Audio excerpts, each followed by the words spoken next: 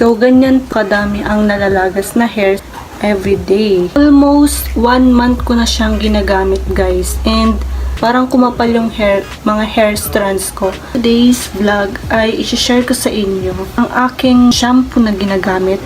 Hindi ako nagsuklay ngayon dahil ipapakita ko sa inyo kung gaano nga ba kadami yung nalalagas na hair sa akin everyday. And alam kong nararanasan nyo din itong nararanasan ko. Especially sa mga girls. Ngayon, naubos ko na siya. Susuklay ako ngayon para makita nyo kung gaano kadami yung nalalagas na hair sa akin everyday. O yan guys, ito yung nakuha ng brush na hair. Ng brush, yan. Pero hindi lang yan kasi meron pang nahuhulog after kong magsuklay. Kaya ito na yung mga nakuha ko sa aking hair.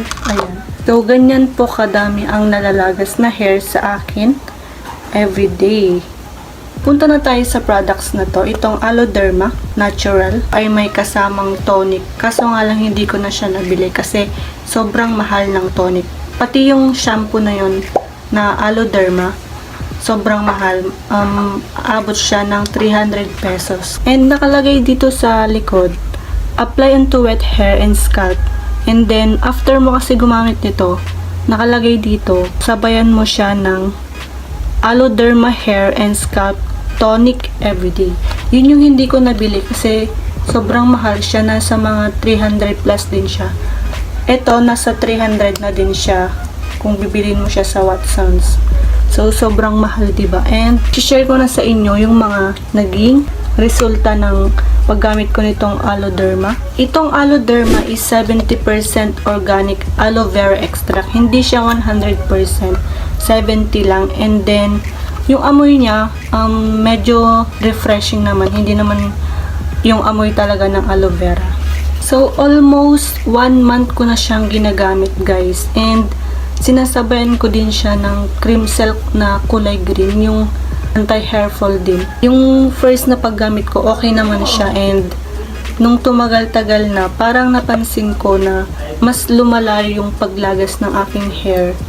And, mas madami akong nakukuha. Nahuhulog sa may floor ng mga hair.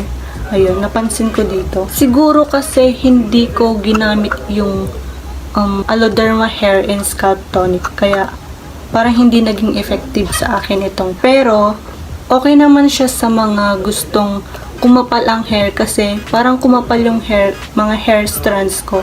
Nung ginamit ko tong product na to, I suggest na gamitin nyo din yung Aloe Derma Hair, Scalp, and Tonic. Baka maging effective. Syempre, alam ko naman kung ano yung mga dahilan kung bakit tayo nagkaka-hair loss. And una dyan is stress. Stress ka, kaya ka nagkaka-hair loss. Pangalawa is rebonded yung hair mo. Prone talaga yung mga rebonded ang hair sa hair loss. And ako ay rebonded din ako. Kaya yun yung naisip ko na dahilan kung bakit nagkaka-hair loss tayo.